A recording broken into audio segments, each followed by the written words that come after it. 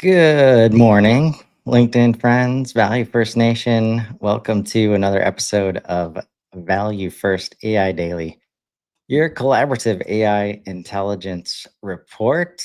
It is Friday, August 1st, 2025.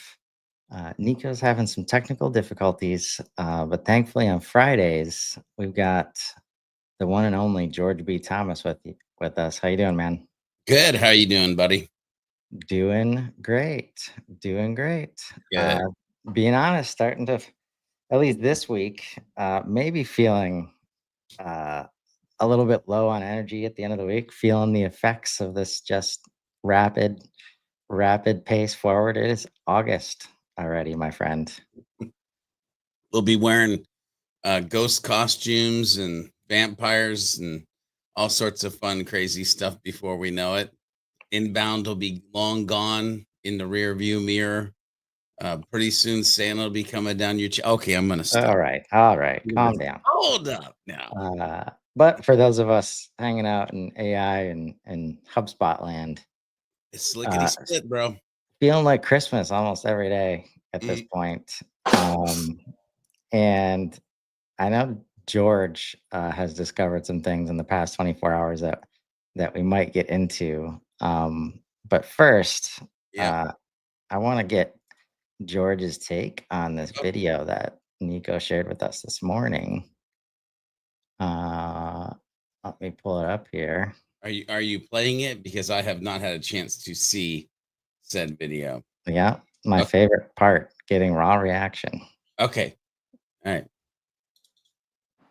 Hi, I'm Pete from Manus AI. Earlier this year, the launch of Manus defined the genre of general AI agents and set the standard for what agent products should be. But to us, Manus is not just an AI. It's a one-of-a-kind personal cloud computing platform. Behind every Manus session, there's a full virtual machine. And for the first time, user can dispatch cloud compute through natural language to complete everyday tasks.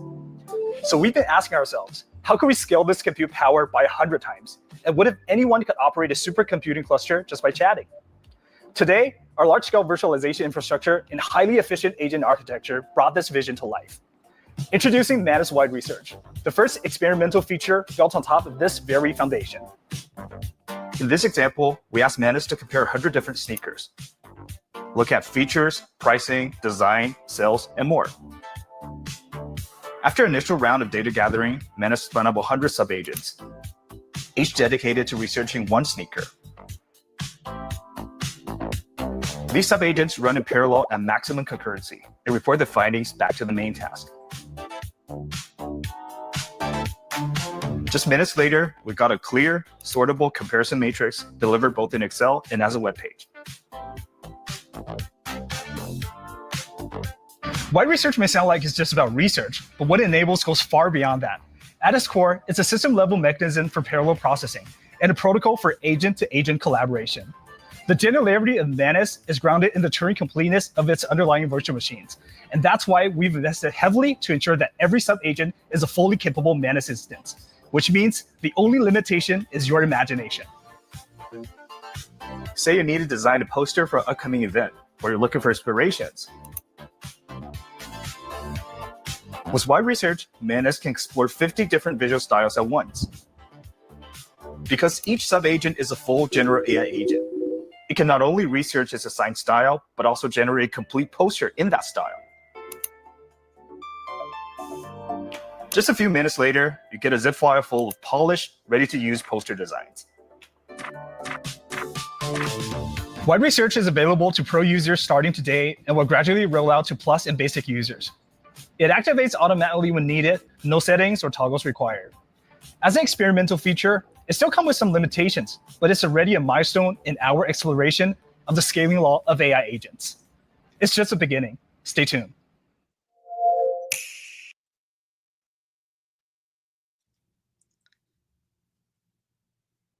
I didn't even see that second part when I first watched. I must have looked away before seeing 50 posters created. Wow. Simultaneously. Wow. Yeah, it's there's a couple things that come to my mind. One, when it said 100 autonomous or 100, like one per shoe, basically. Go research this one shoe. I was like, wow, like the video makes it look really easy. I wonder what I have to do to that. So there's some technical side of like getting it to work that I'm curious about, but the power of it is really interesting. The 50 posters is crazy. If you're like a creative and you're looking for inspiration, not that it would be a finished product, or maybe it would be. I don't know. They looked pretty dang good, but looking for inspiration and a direction to go, like that's pretty like spot on to at least look at a bunch of stuff. Um, Man, it's just getting really powerful. It's getting things are getting really powerful, really quick. And the other part that comes to my brain, Chris, is it's hard to know what tool to actually jump on and Yes. use. And it almost feels impossible to use all tools. Because as I'm watching that, I'm like, okay, well, so what makes that different than like GPT agent that came out like earlier this week or last week or whenever it came out? What makes that different than any other like search on YouTube for like agent thing. So like I think there's a lot of questions for users of like which platform do I use and why. I think there's a technical side of the brain of like, hey, the videos look great, but how in the weeds am I gonna get? And is it gonna pull me away from my normal flow that I'm comfortable with? Or, because I think people worry about losing time. We always talk about how AI can make us more efficient, but I can tell you, like, I've lost time because I've gone and done something that I thought I wanted to do and worked with AI for a while to then realize, like, you know what? Actually, I need to just go do some regular work. And that sucker sits on the shelf. So that's lost time. I mean, it was cool and it was an experiment and it was fun. But in all reality, lost time due to the ease of playing with AI. Yeah. Anyway, and I don't know if that's what you were looking for, but that's where my brain went as we watched that. It's like super powerful, but also like these human decisions that we need to make as we move forward. I'll take whatever George's brain gives me. Usually, no, I think that push pull between regular work Yeah, and what could be, like the possibilities here. I definitely feel you on having felt like you, you put a lot of energy into something and then it doesn't get used. yeah, I will say, usually, and I know this is true for you, like there's some learning that comes out of that whenever we do put energy into it. That's yeah, where I think that's a big difference and a big, like with AI, that's almost always an outcome versus you go build something that you built before and there's some technical glitch that gets in the way. And then you've got to wait months for it to get solved or things like that. And it yeah, truly is like this should have worked the way that I've done it 10 times before and it didn't. yeah. Um, it's Can I hard ask you to a feel question? that way sometimes with AI. Yeah, can I ask you a question? Sure. Because I'm curious. There's something that's going around in my brain lately. When historically you used Microsoft Excel or Google Sheets, did you ever feel guilty for using Excel or Sheets? When you use Canva or Photoshop, did you ever feel guilty for using Canva or Photoshop? HubSpot, you ever feel like it's cheating and you feel like you're guilty because you use HubSpot? Why is AI the first tool that makes us feel guilty when we use it?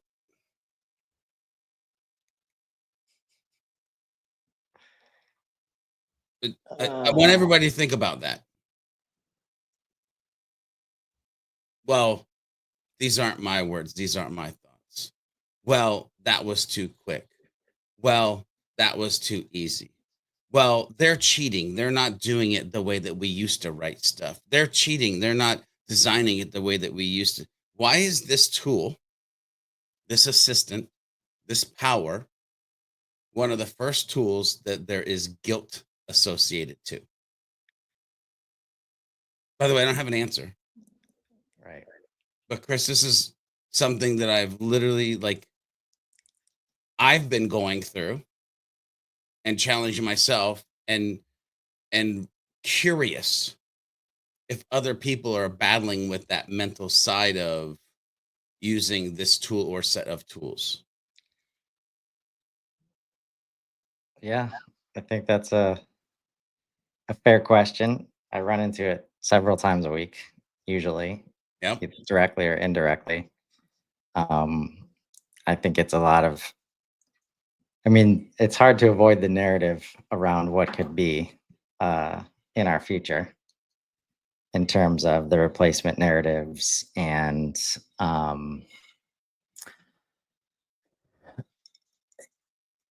I mean, that's it, probably.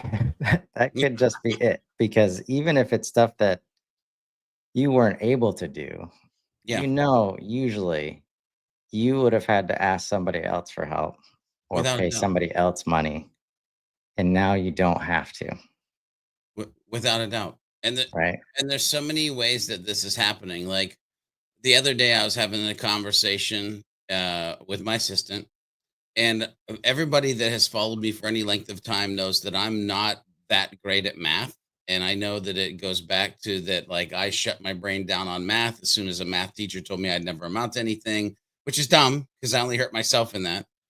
But I was having a conversation around the numbers of business and like fleshing out a business model with this idea of selling things and having consultants to deliver the things. And it was just really interesting the mathematical greatness that the assistant was able to do and pivot on moments of change or ideation that I, as the human, had around this business model. So that's one scenario of like, know your strengths and lean into those, know your weaknesses and use your damn assistant. Okay. But not feel guilty because you have to use your assistant. Here's the other one. I'm sitting here and I'm starting to test where I'm going to pull the plug on a software that I pay for.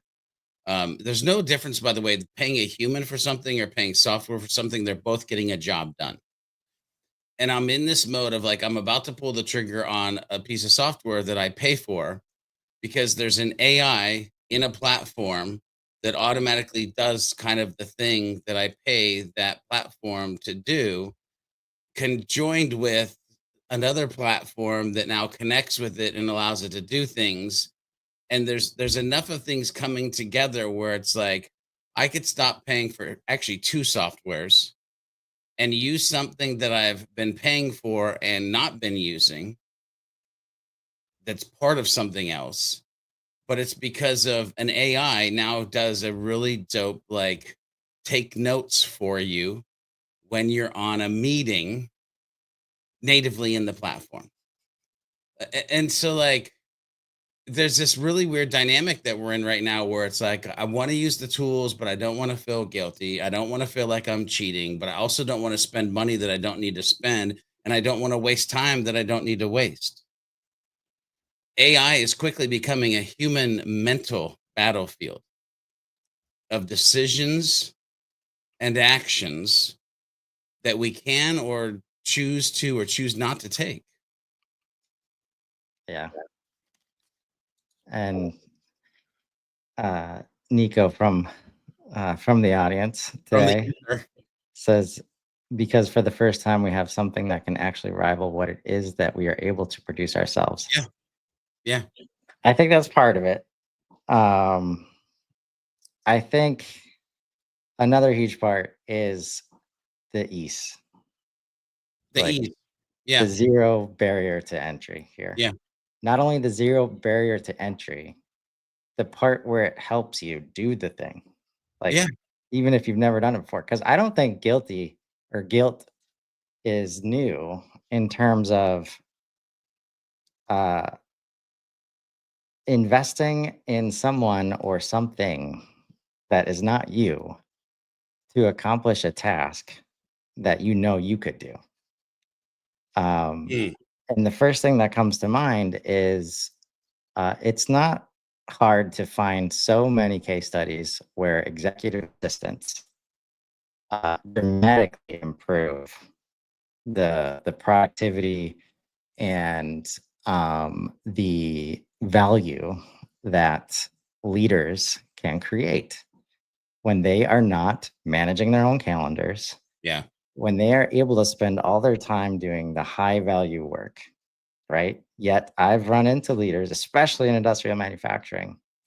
It's like they're offended when you suggest that an executive assistant is needed and necessary. And why are you going back and forth on an email chain about when to meet when you're getting paid like lots of dollars an hour, Woohoo right? dollars. At the end of the day.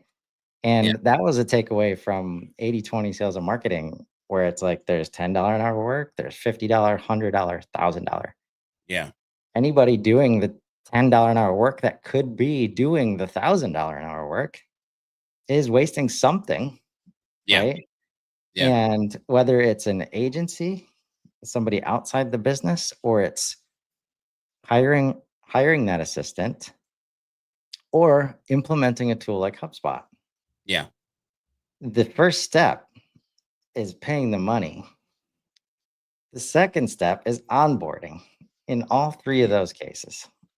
Yeah. And onboarding is not easy. Like that's the part that everybody gets wrong in all three cases. Like, oh, I'm just going to sign up with George B. Thomas and he's just going to be able to go and do all the marketing for us. Yeah. Oh, wait, I got to spend time with George B. Thomas to tell him about my business. Yeah. I Yeah. wasn't ready for that. I don't have anybody else that I can make that responsible for either. So unlikely to get the results I expect there. Same Yeah. thing with an assistant. Oh yeah, here's the process docs. Oh, and by the way, like we don't really have a lot of documentation for this thing. So if you could Yeah. document it as you learn it, Yeah. that would be great. Yeah. And then HubSpot. Oh, out of the box. Cool. Let's plug it in. Nope. No. So that's where this tool, this true collaborator, can show up to the party and be like, I got you.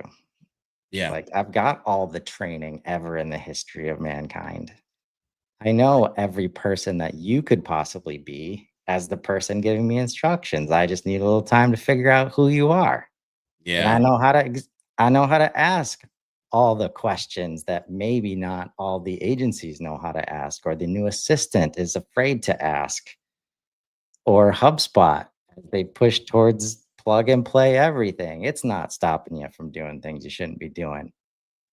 You know, It's just like this is what perfect information, when we talk about like PhD level knowledge and perfect information, like when you give it a chance to do that stuff, it will help you. And it just takes that first moment of benefit to be like, oh, okay.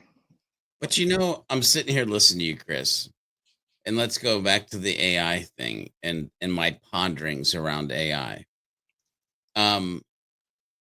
We've heard for years, knowledge is power. And you just said something when you were talking about like, I have all the knowledge known to man. How many humans does that cripple? How many humans, when they realize they have access to almost all of the knowledge, does that cripple them mentally?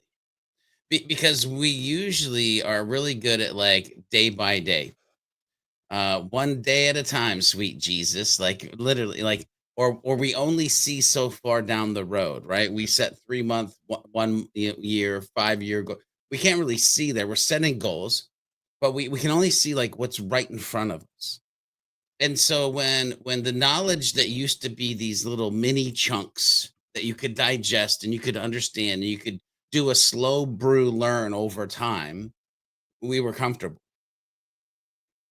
I go to where we're at now, especially in our space with HubSpot updates every day, with AI updates every day, with tools that give us access to all of the knowledge. I sit here and wonder how many people look at that and just get mentally crippled because they don't know what to do with it. They don't have a spark. They're not sure where the starting line is. Uh, I'd say, like, first of all, this happened to have come up yesterday as we were taking a walk through how AI company approaches their product. And what you just said happens to be on the homepage of Anthropic. If knowledge is power and we're building machines that have more knowledge than us, what next? Yeah.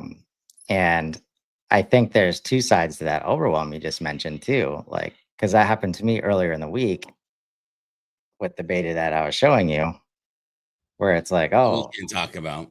I'm a little bit paralyzed here because I've got too many ideas and I don't know where to start from either starting like which idea do I pick That's or what thing do I stop doing? see, that's the thing. I don't have any ideas. I have all the ideas, but dear Lord, what are the right ideas? Yes. And that is the paradigm shift. Yeah. That because I mean earlier this week I was thinking like this whole digital ecosystem. Like I'm always going back to why it's so revolutionary to think about what word of mouth was before we had email. Yeah. Like and why it's so like why is it so hard to reproduce that? Like we put this whole world uh the internet Yeah. like well it enables all this stuff. It completely removes the human to human like connectivity that's you can't avoid if you're in front of somebody like talking to them, Yeah. right? And imagine if like this paradigm of should we have to learn Excel to be able to communicate like the thing that we need to do. And anytime there's an extra little piece of learning, it just adds to like the mental load and creates a learning curve where we've never had it before. And this is the first addition to the puzzle that removes that part, You, you know, right? yeah, you said something. You said we have this whole new world, the internet, and it removes this thing. I think that's where a lot of businesses and humans get it wrong because they've allowed the internet and everything that we do in the vernacular language that we use to remove the humanness of it.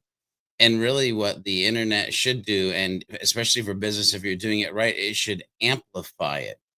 I get more word of mouth leads than I do SEO leads, than I do social leads. But that's because for the last 12, 13, 14 years, I've used the internet to amplify the humanness that is, George B. Thomas or Sidekick Strategies or the people inside the walls.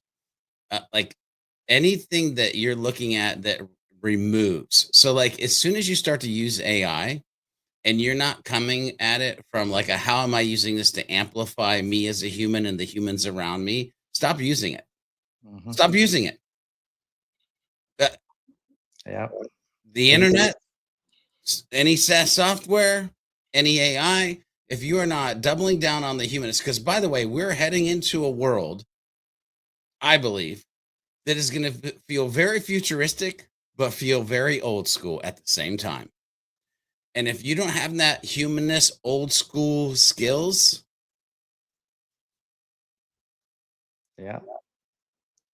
And that's what value first looks like.